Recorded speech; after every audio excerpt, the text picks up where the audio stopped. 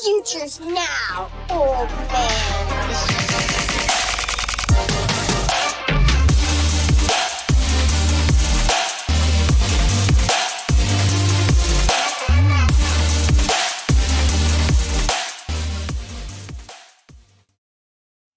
What it do, Bifaju? This is Future First Podcast, where we are helping you win today with the Future First mindset. I'm your co-host Jmac here with my co-host Jose. What's going on, dude? What's up, Jmac? How was your Thanksgiving? It was good, man. Yeah, happy Thanksgiving to everybody out there. We're a little bit late on that, but hopefully you guys had a good one. Yeah, man. I ate a lot of food. I watched a lot of football. You know what my favorite part about Thanksgiving was is the table was not big enough to have everybody at the table that was at Thanksgiving, and so they sat down three of us at the couch on the coffee table in front of the TV. It was my favorite Thanksgiving ever. So I got to watch football as I ate my Thanksgiving meal, man. How was Yeah, yours? that's awesome, man. It was good, man. Just we do a little um, double Thanksgiving with my wife's family for lunch, and then my family for dinner. But nothing out of the usual. Everything pretty normal. Yeah, good games of football. Thankfully, all three of them were pretty decent. I know we're Yeah. gonna get talking about that here in the quick hit segment. But yeah, man, overall good. Lots of stuff to be thankful for. Thankful for you and this podcast, and the people that are out there that watches, and hopefully all of y'all had happy and Thanksgiving and lots of things to be thankful for and happy for, man, as we get into the end of the fantasy football season here. Yeah, man. I'm thankful for everyone out there on YouTube touching down on that like button, going for two on that subscribe. I am thankful for Fox, who's been helping us out with all of our graphics, making us look better than we are. Follow her on X at bfoxworth07. We're also on Spotify and Apple Pods. You can follow and rate the show there. Drop a 5-star review. And with that, man, we got another episode, a good one teed up today. We're going to talk about some rookie picks and different dynamics going on with them.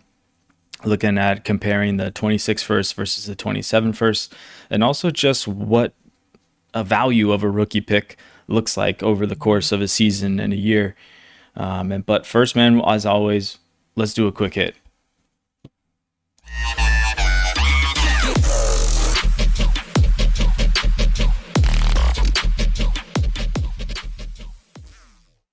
All right, we're gonna just kind of break down what we were watching yesterday, and we can even go over some of what we saw today on the Black Friday game, which there wasn't much to be missed. But hopefully, if you had AJ Brown, you started him this week because finally that felt good. But yeah, man, what was your favorite game on the Thanksgiving Day slate? Yeah, I mean, as a Cowboy fan, it's going to be the Cowboy game. It was not something I had a ton of hope for, but I don't know. The Chiefs just seem to, we were hyping them up like a month and a half ago, and now they've seemed to kind of really got into a tailspin here. Looks like their chances of making the playoffs have greatly diminished, especially after losing to the Cowboys. They're going to have to get in via wild card. I doubt they can come back and come back for the um, the title for the division title. But fantasy wise, it was a great game. Pretty much everybody that was fantasy relevant performed. Rasheed Rice, another dominant game. Patrick Mahomes, I think, threw 4 touchdowns. Ran a bit. Dak was good. CD was good. Pickens a little bit down compared to the previous weeks, but still decent overall game. Javante got in there. Yeah, I mean, it was a great fantasy game. It was a great game if you're a Cowboy fan. Pretty upsetting if you're a Chiefs fan. And yeah, the other games I think had some fantasy goodness too, right? The besides the Ravens, who I don't, what is happening with the Ravens? What is going on with the Ravens and Lamar Jackson? Is he playing hurt? What is wrong with that offense? I really don't know. I mean, it just looks real bad. It's kind of on the other side of the coin. They got beat by the Bengals, who brought Joe Burrow. I mean, now there's nothing left to do, J Mac. You have to kind of just, sometimes we got to take that L. And there was Joe Burrow. We DNA tested him. It was him. It was actually Joe Burrow out there throwing the ball, and they won the game. Chase was pretty good, and T Higgins was missing. Chase Brown had a decent game. So I don't know, man. Which one did you like the best, and what do you think about Joe Burrow?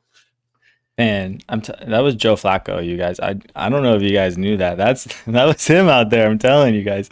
They just put a Joe Burrow jersey on him. They're trying to hype up the Thanksgiving slate games. No, I mean it happened. Joe Burrow's back. He looked good. I mean, and he did. I think he did a lot for the offense. He was making some real tight throws, utilizing other players other than Jamar Chase. Um, I think Mike Gesicki had a pretty big grab, or no, who was it? Was Tanner Hudson. That one-handed grab is who it was actually. That was pretty sweet. Yeah, man, Chase Brown went off, and it wasn't even in the ground. He did a lot of his work in the receiving, having 7 receptions for 35 yards. You love to see it if you are a Chase Brown manager. Yeah, man, the Ravens. I don't know, man. Like it didn't even feel like they played bad.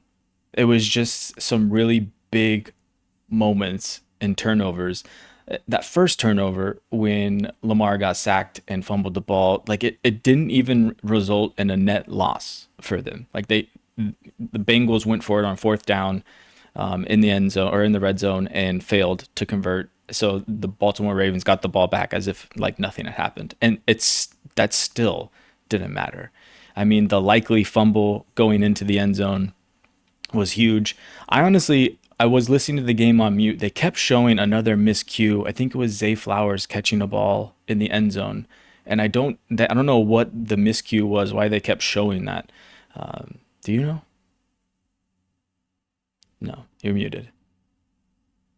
Oh, my bad. You're No, good. no, I don't necessarily Okay. remember that play at all, to be honest. No, yeah, so it was weird, man. They kept hyping on the miscues that the Ravens had, and it was just weird. Like, I mean, Derrick Henry had a good game. Like the stats just said that they had a good game. I think the Bengals honestly just outplayed them, and it just wasn't close because of those, two pretty big miscues. I mean, if the Ravens had that touchdown that I likely should have scored, that game's a lot closer, and maybe the game changes how they play going forward. But yeah, man, enough about how bad the Ravens have been.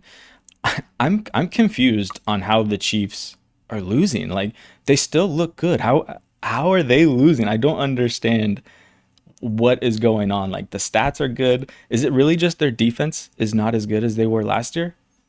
Yeah, I mean, at some point, I think you got to kind of pay up to the Reaper when it comes to these games. Like I think they keep showing it every Chiefs game. It's like last year they were 10-1 or 11-0 or some crazy thing in single score or like Yeah. really tight games. And this year, the only one they won is against the Colts. All the other, close games, they've pretty much not been able to win. They just haven't had that kind of magic that you always kind of associate with the Chiefs and Mahomes as of late, at least this season. And yeah, man, I mean at 6-5, it's looking pretty grim for them for the NFL playoffs. Or sorry, 6-6. But at least the good thing is they'll be in the hunt, so you're going to play every single week. They're going to play hard, which for fantasy and Rashid Rice, much Patrick Mahomes, Kelsey. I think I didn't mention earlier, but he still had a decent game. Yeah, man. So I don't know what's going on with the Chiefs. I think a little bit bearing the lead here as well. But Amon-Ra St. Brown's injury, Oh yeah. Campbell coming out saying, he's going to miss 2 It- games, hopefully, yeah, maybe. hopefully, yeah. You never like to hear a player injured, especially when it's fantasy relevant and as fantasy good as Amon-Ra St. Brown. A little, what do you call it?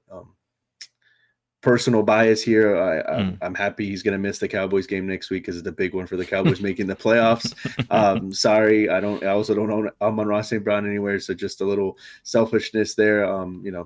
Thankfully it's not something serious, and if you have Amon-Ra St. Brown, he should hopefully be back to for your fantasy playoffs. Hopefully you're not in dire straits of needing him for these last couple weeks, because it does seem like he's probably missing week 13 and week 4. Well, he missed week 13 and going to be missing probably week 14. I don't know. It wasn't super clear, but that game was decent. Hmm. Fantasy wise, Watson was looking like a pretty, Crazy. pretty good candidate here for a league winner down the stretch. All he needs to do is stay healthy. And yeah, man. I mean, the Packers seem to have the Lions number. It seems like no matter what Mm. state they're in, earlier in the season, they beat them too. So that division is full of fantasy relevant players, and it's really really tight. So yeah, you had any thoughts about the Packers versus Lions? No, man, the Packers, like when you look at the box score, you're just like, who are these people? I hate that they just divvy up and they can't just concentrate it into the players that we'd like to see out there. But yeah, man, they won. Jordan Love looked good through four tutties on 18 completions for 234 yards. It's a wild stat line, especially when you're putting up 31 points. Yeah, and the Lions. Jameson Williams had a huge game with Amon Ra not being able to come back into that game, and I don't know, man. Like I was telling my brother-in-law as we're watching the game, we saw Tesla's catch his tutty, and I was just like, this guy just keeps making clutch catches. Every single time you see him on the field and making a play, it's always a good one, and it just makes me wonder, like, is this guy going to get more involved, or is he just going to be one of those guys that he's just, making the big time catches, but he's never a consistent volume player. But I like what I see out of Tesla. It's hard to see the role growing for him behind Amon Ra and Jameson Williams. It's just so many mouths to feed in that offense. But yeah, the Lions, man. They were my favorite in going into the year to win the Super Bowl, but here we are. We have Dan Campbell punching holes in walls in the locker room after the game's over because they can't beat the Packers. Yeah, I mean, I don't know. Sometimes I feel like those things are like, there's something about passion, and then there's something about like kind of being reckless and not being able to control your emotions when you're the leader of the whole team, right? Yeah, Like it goes both ways. But that aside, I mean, the other team in that division as well, right? Who's in the lead now, and yeah, after the big win this today against the Eagles, the wild. Chicago Bears. I mean, it just didn't seem like the Eagles were really ever in it. They were kind of hanging around, but just the offense, just another one of those anemic games. AJ Brown, like you said, had a good game, but everything else, nothing worked. Devontae Smith, pretty much a Saquon. ghost. Hurt Saquon, talking about L's with Joe Burrow and stuff. That's looking like a big L I'm going to take this year in terms of thinking Saquon could kind of return. And honestly, every time I watch it, doesn't look like Saquon is slower. It doesn't look like the carries. Maybe they are weighing on him in the back end somehow, but the O line just not Mm, there. Like I was with my nephew watching that game and my son, and I said, like, it kind of reminds me of Genty. Like Saquon doesn't mm. have much chance to really make a big play, and for whatever reason, he's not catching the ball nearly as much as he did last year. So Barkley was very mediocre. On the other side, the running game, they ran on the A Eagles lot. for almost like 250 plus yards. Both Monangai and Swift had a touchdown. They both looked very good. Monangai did out carry Swift. So I don't know. I've been a little hesitant. I've had Monangai in a few places and haven't started him. He is trending towards a guy you could probably flex in good matchups, because it does look like he is the 1A in the clubhouse, at least the last few weeks. That's what it's trended like. So, I don't think he ever takes the job from Swift, at least to end this season, but he is the guy that Ben Johnson drafted. So, he might have a little bit future staying power, since we are talking about a more dynasty centric episode this time around. But Mm. yeah, I mean, you got any Manungai? How are you feeling about Swift? I know we were talking a little bit before we started. What's up with DJ Moore? Like the Chicago Bears offense, they won, but in terms of the guys that probably most people started besides Swift, I think probably most people were disappointed. Like, Yeah, you know, yeah. You said DJ Moore, but you meant Roma Dunze. I sure did. DJ Moore was Yeah, also disappointing though, so I no, don't know he who's was. starting DJ Moore anymore, but yeah, he was also very disappointing. Yeah, Rome, man. Like I didn't get to watch a ton of this game concentrated. I was kind of catching bits and pieces of it here and watching highlights and box score hunting. And yeah, man, it's sad. I mean, we're seeing Luther Burden and Colston Loveland come alive in the offense, which is exciting, but it's at the expense of Roma Dunze, which sucks. I hate that. And I don't know if it's the Eagles and the teams that they're facing, which are taking away their number one guy. I don't know, man. You gotta hope you just continue to play him, and you're hoping that he bounces back. And at this point, he feels more boom or bust than anything, which sucks. But yeah, as far as like Monangai goes, I don't have a lot of Monangai. I do have Swift in a few places where I mean it was great. I mean, I think he started the day on like 4 carries for like 70 yards or something like that. And I mean, it was just chunk run after chunk run, like 18 yards, 24 yards. It was great to see. And then yeah, Monangai came alive in that second half. I think when the game started kind of getting out of reach, Monangai stepped in and just plowed ahead, and he must have had a long run. Yeah, it looks like a long of 31 here, and he got his touchdown on like I think it was like a 2 yard goal line stand. So yeah, their run game looks really good. I think that is translating from what we saw in Detroit with Ben Johnson over there. It's he's got the 1-2 punch here. It's not quite as I guess dynamic or juiced as Jahmyr Gibbs and David Montgomery, but it's working all the same, I feel like. Yeah, one thing about Monangai that was I thought was kind of telling when they needed to ice the game, when they were still only up a touchdown and they needed to get in field goal range or just score another touchdown. He was the guy in there. He was there the entire series. He got a lot of carries and pretty much put them into the position to kick the field goal that eventually put the game out of reach for the Eagles. I think Hurts at the end there saved his performance a bit. He had some rushing and his passing touchdowns, but apart from that, every Eagle besides AJ Brown was pretty mediocre to bad, honestly. Yeah. Like if you started any of them, you're probably pretty sad about what you got. And yeah, man, I mean, those were 4 games. It always feels nice to get, games on a random Thursday, Friday, but then it does make Sundays a little less, like because there's Yeah. 4 less games on, no teams are on bye, so I guess that kind of evens out. But on Sunday, it feels like the slate is a little thinner because you also have the Monday night game. But yeah, man, it's good to the Thanksgiving football is always fun though. It's always a good time. Any final thoughts before we move on? Yeah, it's just like the Thanksgiving meal. It's really great the day of Thanksgiving, but now we're getting the leftovers, and they're still good. Like I'm gonna eat those turkey sandwiches, but it's not quite the same, man. Yeah, we're gonna be starving for points on Sunday, I feel like. All right, man. 100%. Let's jump out of this and let's get into the life cycle of a rookie pick here.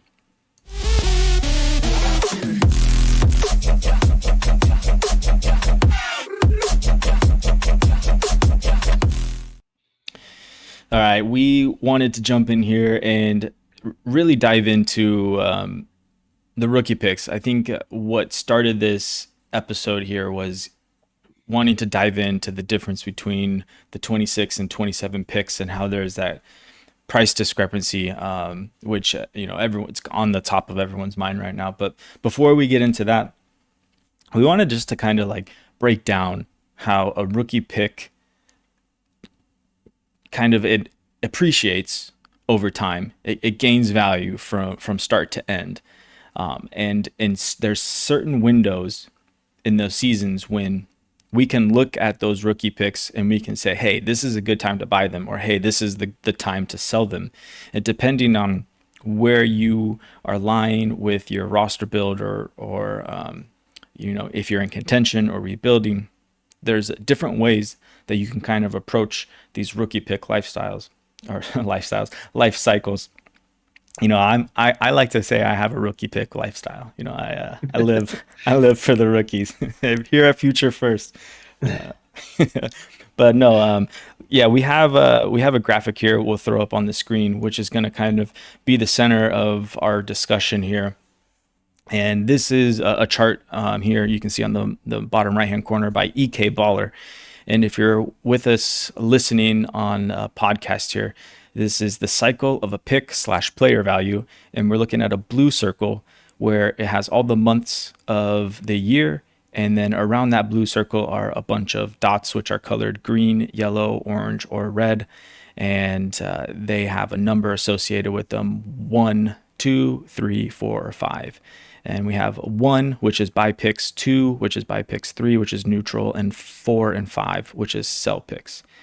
And then inside that circle too, we also have a breaking down what's happening in the NFL, like between October through December, that's the NFL regular season. January, February is the playoffs.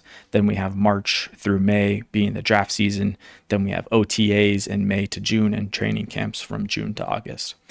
So the idea here is we have kind of a circular timeline where rookie picks are being identified of when they should be sold or bought based on where we're at in that circular timeline.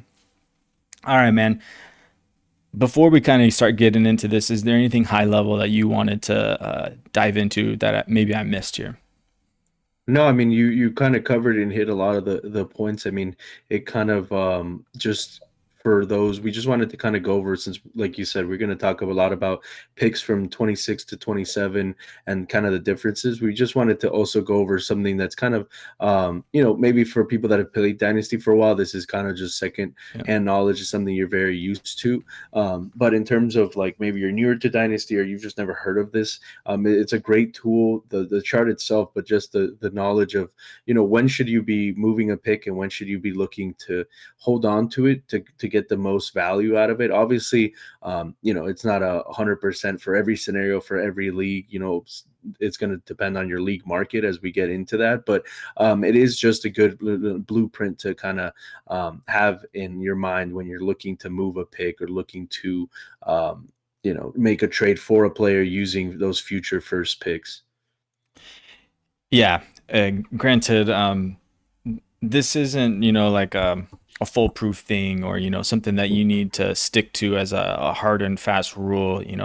As with everything, and you can use it as a reference and just kind of mold your style around it. So in here, they are telling us that we should be buying picks from September through January. So essentially, during this season is when you should be accumulating rookie picks. And I think the reason for that is they hold a lot less value because they're not in the limelight of the anticipation of the rookies. People are focused on scoring points in that season, and they're trying to put production on their roster a lot of times.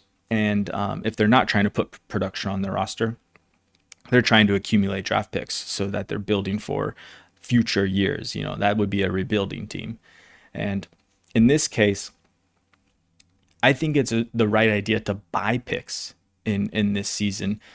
You do see a spike in picks, usually around like the week 4, week 5, a first round pick spikes and kind of goes up in value a little bit. And I think that's just because usually, as we saw this year, that's when you have injured players who start to get in. They lose their season, and you start seeing rebuilders trade for those injured players. So these injured players like Malik Neighbors, Joe Burrow, another top end one being, I think CeeDee Lamb went down early. Those guys had a ton of value before they got injured. Now they're injured, they get traded for less than what they were valued previously. So those first go up in value and the players come down in value. There's a shift in value between them. And I think that's really interesting to see why these picks start growing in value, which I think is a ton of fun. And honestly, like my favorite part about Dynasty here is kind of seeing the synergy between these teams and how trades are so catalyzed between rebuilding and competing teams.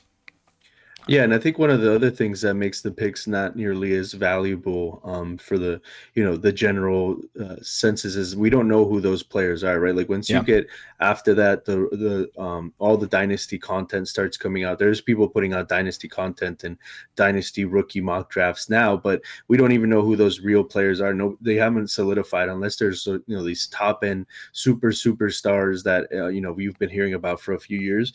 The 101 maybe at this point somebody has a good idea of there's like that high-end player, but the 102, the 103, like nobody's married a name to that player yet, or the dynasty community hasn't done that work yet, right? There hasn't been a consensus of who that pick is going to be, which then makes it not nearly as enticing, right? Like if you're not drafting Jaden Daniels at the 102 or whether the 103, whatever it was, it's not nearly as exciting of like, oh, I'm going to have Jaden Daniels on my team, right? Which obviously like like it's all strategy. We're talking a lot about a strategy, but at the end also there's, you know, a lot of passion and a lot of kind of like feelings about fantasy football, right? Like you want to be the guy that drafts the next, you know, X player that takes your team to that next level, right? And we just, at this point of the season, right, September, October, November, December, even, we don't really know who those guys are because they haven't finished their own seasons in college football.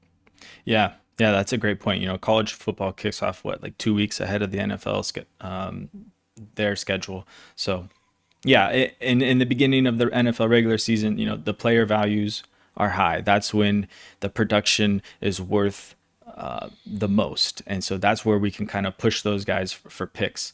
And why those picks have a good value going there. And then when you get to the league trade deadlines and the playoff push, that's when those player values are peak, you know, because people are trying to overcome injuries and buys, and they now are in strict contention to a playoff push. So they're trying to get those, cover up those holes, you know, throw that Flex Seal patch on that injury that they had in week 11 or 12. And then after the NFL, or I guess should we say the fantasy season concludes, then we start getting into the NFL playoffs, and that's when we start seeing combine hype as well, is after those NFL playoffs. And it's also interesting too, I think a lot of times you can see NFL players do well in the playoffs, and you'll see value spikes on those players based on their performances in the NFL playoffs, which is another interesting wrinkle of it. And then we get into February and March, and that's when the draft season happens. All of a sudden, you want to start selling your picks at this point, where you are trying to maximize the value of these rookie picks based on hype and excitement for these incoming players. And all of a sudden, rookie fever hits. People have the FOMO of, you know, the highlights from the college football season that came down, and they can't miss on this guy. He's a surefire thing. He went to the best landing spot. He's gonna kill it in the league, and people want those picks. They don't want to miss that opportunity because this is the cheapest that they'll ever get them. And this is when you can start selling your picks and making the most of it. And my favorite way to sell these picks is to split the assets so that I can get a pick and a player, or 2 picks. I can trade down, and I can just maximize value by splitting assets and getting more and more and more. But what's your favorite way to sell the picks in this season, Jose?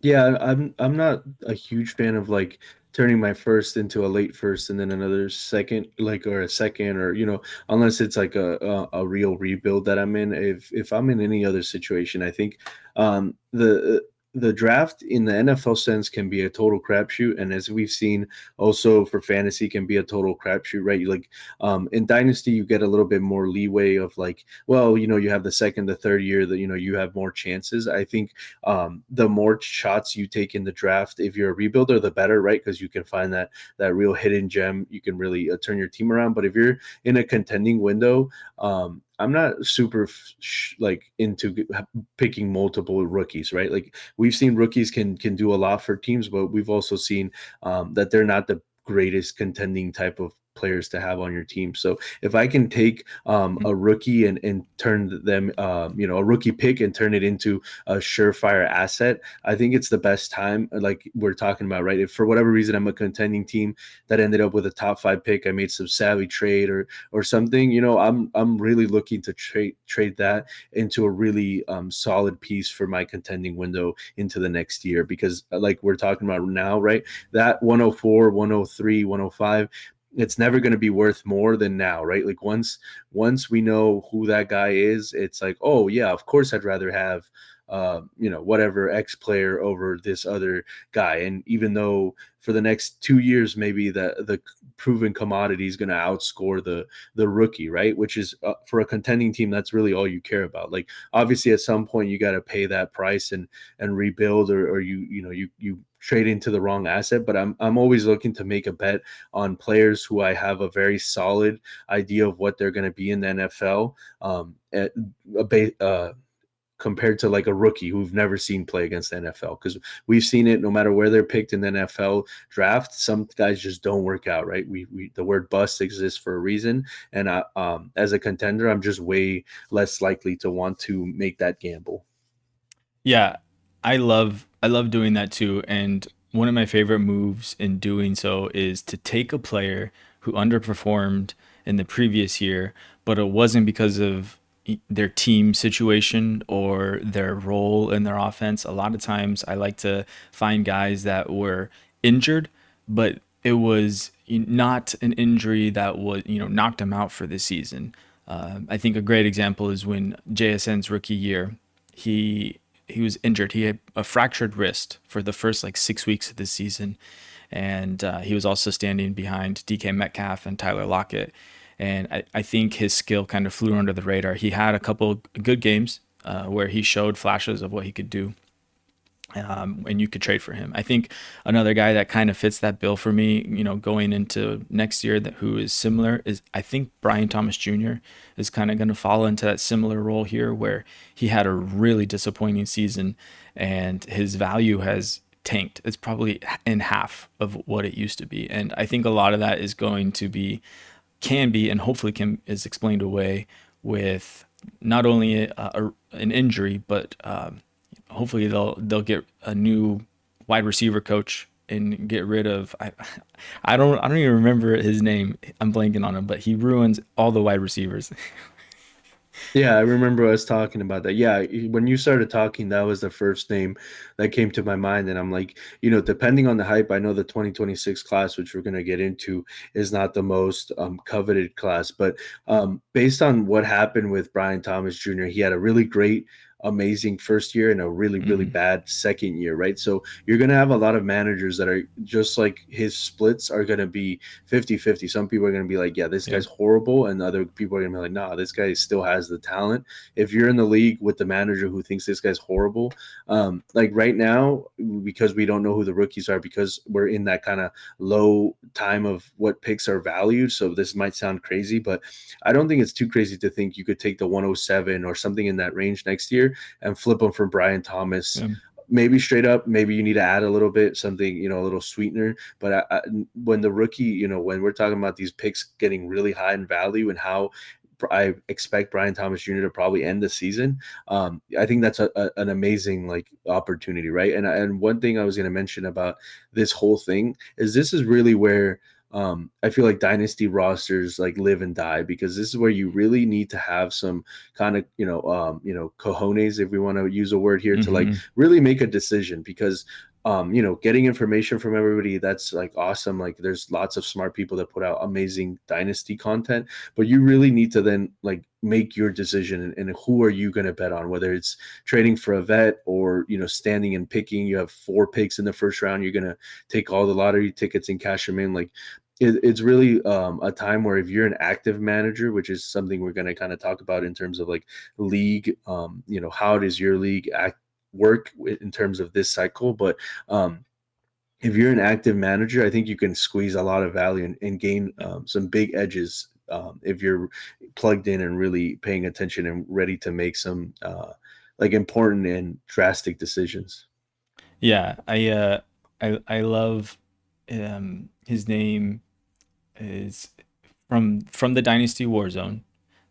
Memphis, he always says, losing a trade can win you your league. And the losing the trade part is, in quotes, where you get roasted by the chat.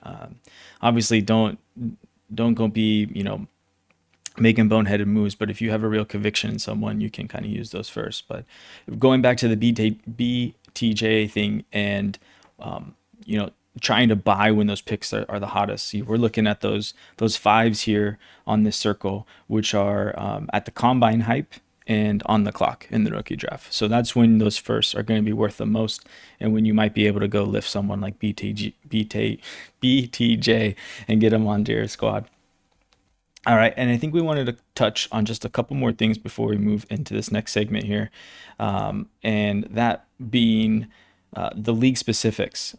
Some economies don't value picks in general, so you need to kind of know what your league is wanting, and when is the best time to move those ticks. And I find it when economies don't value picks very well, the best and really only time you can move these is when you're on the clock in a rookie draft. So don't feel like pressured to sell low on these picks until it gets to the rookie draft.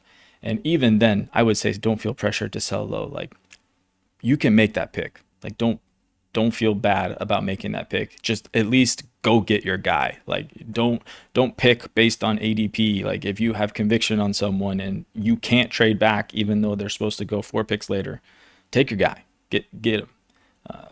What are your thoughts on that? Yeah, real quick, just add on what you just said too.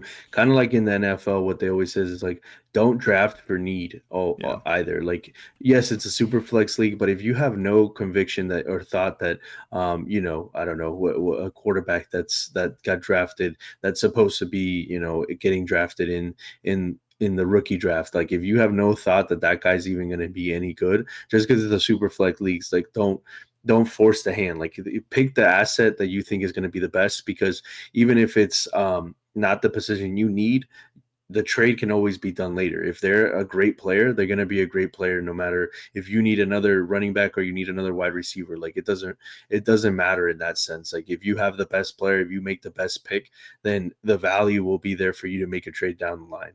Yeah, 100%. Another one we want to talk about is league positional tendencies.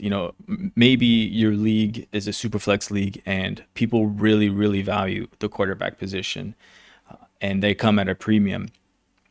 So being able to kind of analyze a future class and just knowing whether it's going to be a strong quarterback class or a strong wide receiver class, and if your league values, those positions, maybe you should be holding those picks with a little bit more value, because when the draft comes around, people are going to get big eyes and they're going to start licking their lips, and they're going to have that rookie fever for these premium players who your league has a tendency to overvalue.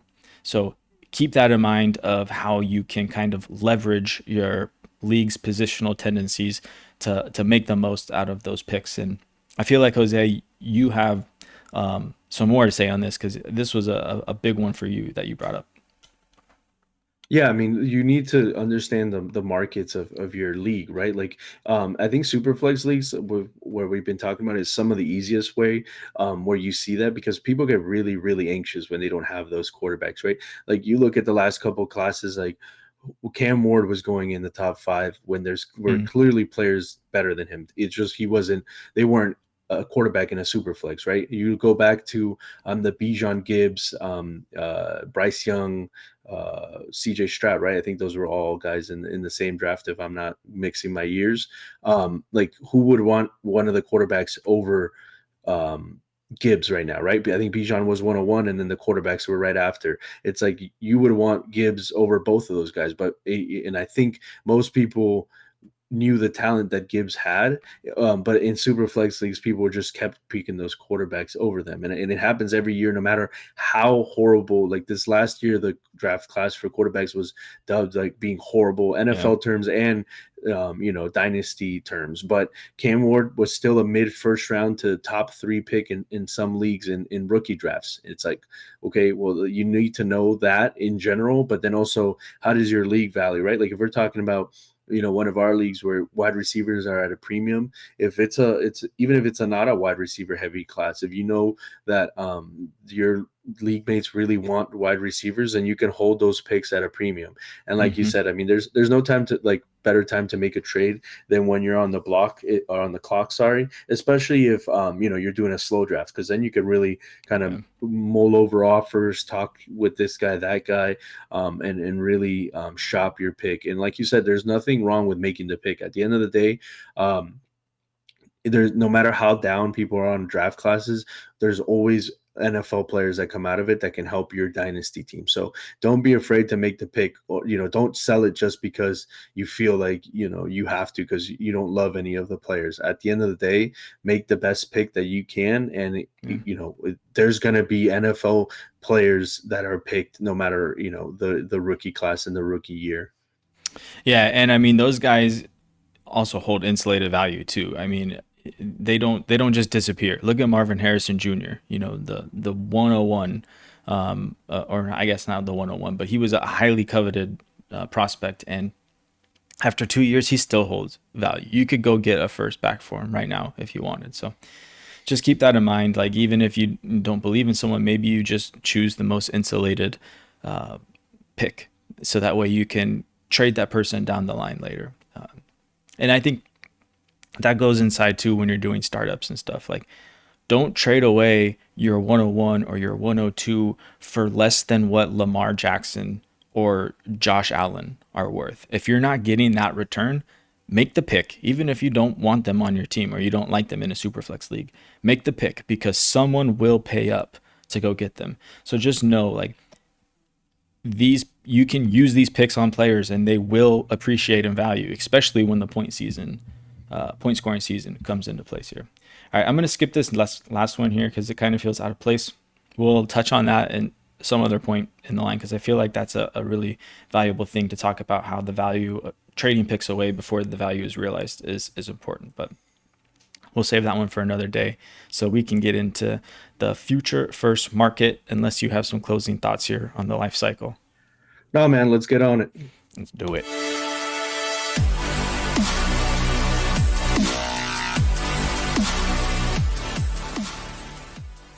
All right, welcome into the future first market, where dynasty economics meet future of football. We're evaluating a flipped upside down market today, where the 2027 is the new premium. We wanted to evaluate how the 2027 picks are being valued above the flat 2026 draft class. And people are buying into those 2027 picks, expecting elite talent to come from those. So we're kind of in a rare territory, because we usually see those later picks valued less than what I'm calling the Oklahoma picks, because they're the Sooners. I know you like that one. It's not panic driving this one. People are just projecting the class of 2027, and in particular, I think it's the wide receivers. We've seen Jeremiah Smith do crazy things, and Cam Coleman had a really big year last year, and then we also have seen Ryan Williams come into spotlight. But there's also quarterbacks that we're expecting as well, like Arch Manning. Lenore Sellers was maybe anticipated in 2026, but it looks like it might be 2027 here. There's a market inversion. The 2026 picks are not being valued, and we want to try to find a way where maybe we can leverage into those 2026 picks here, or maybe we don't. Maybe we avoid the class altogether, and you try to get on those 27 picks now, where you can buy in at a reasonable price, where the hype is only going to grow as the 2026 season continues and those off seasons happen. Let's dive into it, man. So the 2026 class first here, the outlook, it looks like it's lacking high-end QB and wide receiver depth. We have Jeremiah Love, the running back from Notre Dame, is expected to be the 101 here. Have you dived much into the 2026 class, or where are your thoughts on it right now? Yeah, I mean, I'm just from like a game theories standpoint of what we're talking about. I've been interested in buying into the 2026 class just because everybody else is so down on it. And it's like, well, that never seems to be true. Like, yeah, maybe you don't have a Jamar Chase and a Lamar Jackson, right? Which is what we're talking about, or one of these premier. But even in some of the seasons where we have had that, right? Like Marvin Harrison was what people are saying Jeremiah Smith is going to be, 3 years ago, right? Like Marvin Harrison was getting talked up as this, and so far after, what is it? This is the third year, right? of Marvin Harrison or second, whatever, like it has not panned out, right? So it's like things always happen. The draft class will gain some steam. People will see like those things we talked about. The combine numbers will come out. The talk spike. This guy's going to go to be. Oh, he's not touted as a super wide receiver, but now he's going to go play for Josh Allen, or he's going to go play for Patrick Mahomes after the draft. Like these landing spots will hit, and if I can buy into 2026 picks, especially as a rebuilder, cheaper than any time before, because people are just saying the class is going to be so bad. I think it's a great way that you could jumpstart, your rebuild and help yourself buy picks that are way less likely, right? And I think it makes sense that people are so hyped for 2027, but it feels like very superficial. Like if you ask somebody, maybe someone who's really plugged into college football will tell you, yeah, there's these 7 names, but like when you talk to a lot of people, I don't get great answers. It's like, yeah, I'm excited for 1, 2, 3, 4, 5 players. It's like, well, Jeremiah Smith, and it's like, obviously, what he was like 18 doing crazy things in the national championship playoffs and craziness, and I think he's only continued it with Ohio State. But in terms of my scouting, I don't do a ton of scouting. Like I also tend to not have a lot of picks, so it becomes one of those things where it's like I'm not that interested. I'll plug in once all the film and everybody's analyzed, but I'm not a big college football guy either, so I'm probably behind maybe a lot of people that do pay attention. But some of these names we're talking about are guys that I was Googling a few days ago to figure out who they are and what are they looking like. But I don't have any super concrete opinions on any of them, really. Yeah, I'm kind of the same. Like I started following college football a little bit more this season as I started diving into Devy League. And I know that there's a few good wide receivers coming out or expected to come out this year. Not necessarily elite ones, but I know there's a lot of hype for, I think it's Arizona State, Tyson Jordan. There's also Makai Lemon and Carnell Tate, who is also a teammate of Jeremiah Smith here. Yeah, is there anyone that you're excited about here? Yeah, there was a couple guys when I was looking through, a guy Denzel Boston, and then another running back that was kind of interesting, Jonah Coleman, which are the kind of the only running backs. It does seem like compared to at least this season, the running back class is way lacking, especially in depth. But I mean, those are some interesting guys. I mean, the college football season, once we get into the playoffs, I think that's where the hype kind of first starts, when some of these guys play and show out, especially if they've already declared or we have a good inkling. Because that's another thing. It's like, when you're talking 2 years out, there's a lot that can happen in college football season, Yeah. right? Between transfer portals, between injuries, and people maybe deciding they're going to stay another year, they're going to declare early. Like it's a really difficult thing to project even that far out. And the money that's in college football now, I think, has changed a lot of the game. From everything I've read, I found that to be pretty interesting. So I have read a lot about kind of how the money and the scholarships or the NIL deals are changing the landscape of college football. But yeah, those are kind of some of the names I had kind of seen, and just like I said, kind of very superficial clips and highlight reel type of stuff that caught my eye. Yeah, no, I agree. So let's try to transition this into kind of more dynasty strategy here, and how we're going to be trying to take advantage of this perceived weakness of the 2026 class. And it sounds like, from everything I'm reading, we're going to have probably a top end heavy desirable class, like probably picks 1 through 4, 1 through 5 are where people are going to want to live. And then after that, I think people are just going to punt it off the bridge, say goodbye Baxter, and get rid of it. So if we are looking to attack and take advantage or leverage this market inefficiency here, I don't know the way to go about that is to buying into the 2026 first. If you're going to be looking to split these assets and trade them on the clock, I think that's a poor way to leverage this, because what's going to happen is, if people are trading you their 2026 first because they are down on this class, they've told you what they think of this class. You can't expect going into the draft when you're on the clock and expect to sell those for a profit as if they have appreciated because now rookie fever has kicked in. I don't think that's the way to attack it. And I don't think that's what we're saying here. It sounds like what you're saying is we want to go into the 2026 class knowing that these firsts are just cheaper in general, and we know that there's going to be hits throughout that first no matter what. If we take a look back and examine what happened in the 2025 rookie draft class, we had a similar situation where you had the top 5, top 6 rookie picks, which were highly coveted, and everything after that was you really couldn't sell them or get into them.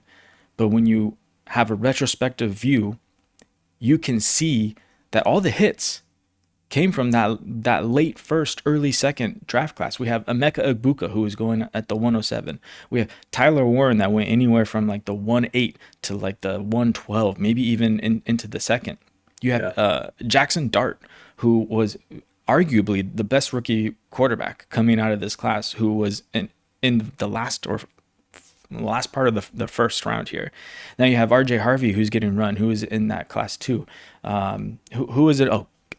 Scattaboo, who was well into the second.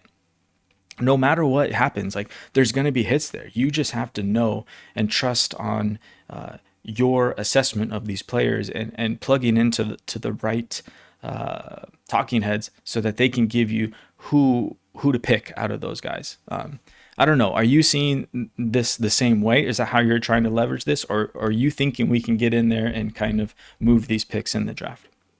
Yeah, I mean, I think there's definitely a situation where this might be the perfect draft where if you have multiple seconds, like whatever, you had trades and you just ended up with like 3 or 4 2026 seconds, like it might be the easiest class to flip those 2 seconds for a mid-round first or even a back-end first and get something back. I think the main point of what we're saying here is if you're operating and moving, either selling or buying 2026 first, you need to understand that like there is this kind of depreciation currently in that asset, right? So if you are looking as a rebuilder, as maybe somebody still got some 2026 seconds, or even with another rebuilder, right, and they're down on the class like everybody seems to be, why not go acquire those extra lottery picks at a cheaper value than maybe they will ever be, right? Like right now, nobody cares about the 2026 class.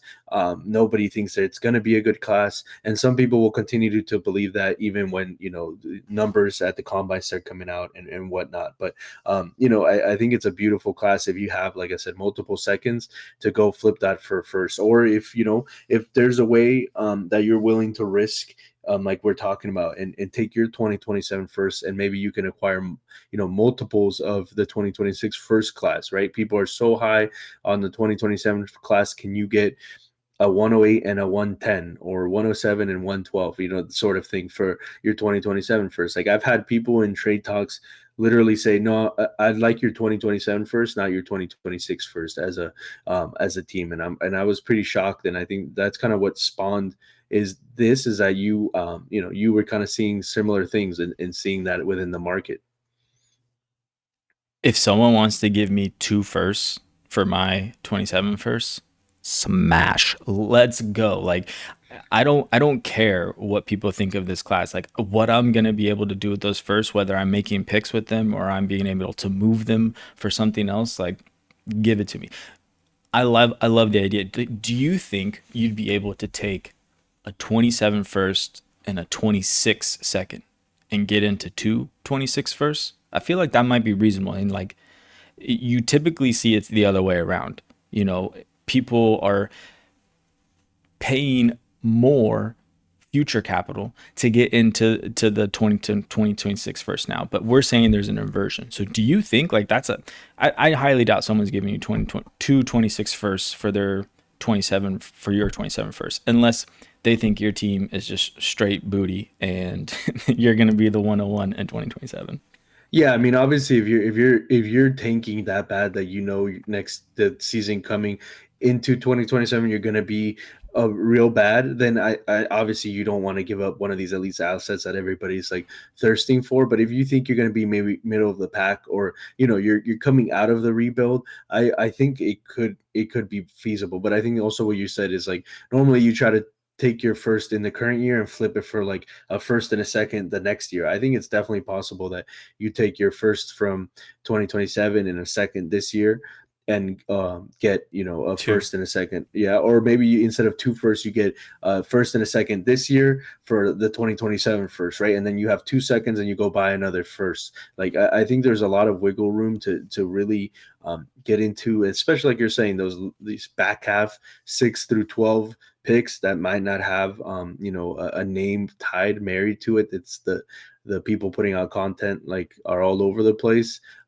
It definitely will create a lot of value, I think, that you can mine. And you know, these guys are going to be picked. Like, you're going to still have first round running backs, second round running backs, first round wide receivers going to teams that NFL teams that need them. So it's still you know, possible that you can hit on any of these guys, just like any other season. Yeah, 100%. Yeah, let's kind of dive into what the 2027 class hype is.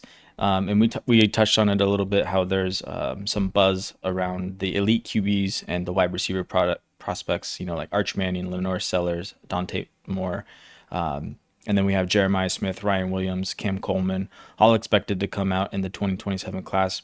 And I think it's sold as if they are coming out in the 2027 class, but it's not. Like you said, college money has changed the game. Can you imagine selling out for the 2027 first, and your goal was to get every 2027 first, so that you had the surefire bullet to get Jeremiah Smith on your team? And he's like, nah, I'm making 10 mil a year right now, and I'm having the time of my life. I just won a college championship. I'm going to go for back-to-back here and, you know, make another 12 mil in my pocket, right? And all of a sudden, the 2028 class is the one that you want now. Maybe that's the move, man. Maybe we should just be selling out for 2028 picks today. Yeah, I mean, it's there's so many things, or you know, knock on wood, never want to see a player injured, but he gets injured and he can't come out because his draft stock, you know, he wants to come out and play and not come out after some horrific injury like that completely tanks his draft stock. Like, there's so many things, and some of these we've seen it time and time again. Like, nobody knew who Joe Burrow was before he had the Heisman season and became the 101 overall. Like, Archie Manning had all this hype, and I watched a few college games because I was buying into the hype, and he looked horrible. And whenever he was playing against some of these top teams, I don't know if he's turned it around or gotten better, but from one season to another, the names you think don't always have that staying power, and then all of a sudden they go out and put a stinker of a season out, and they come out, and instead of being a top 5 quarterback drafted, they're, you know, back of the first, or, you know, second, or, you know, whatever the NFL decides to do with them. And now you're left thinking like, dang, like, I have 5 of these picks. Who am I going to pick? I'm way less excited about the 2027 class. But I mean, also, if you are a believer, right, you're buying into the hype and you're on a league where maybe this hasn't caught on.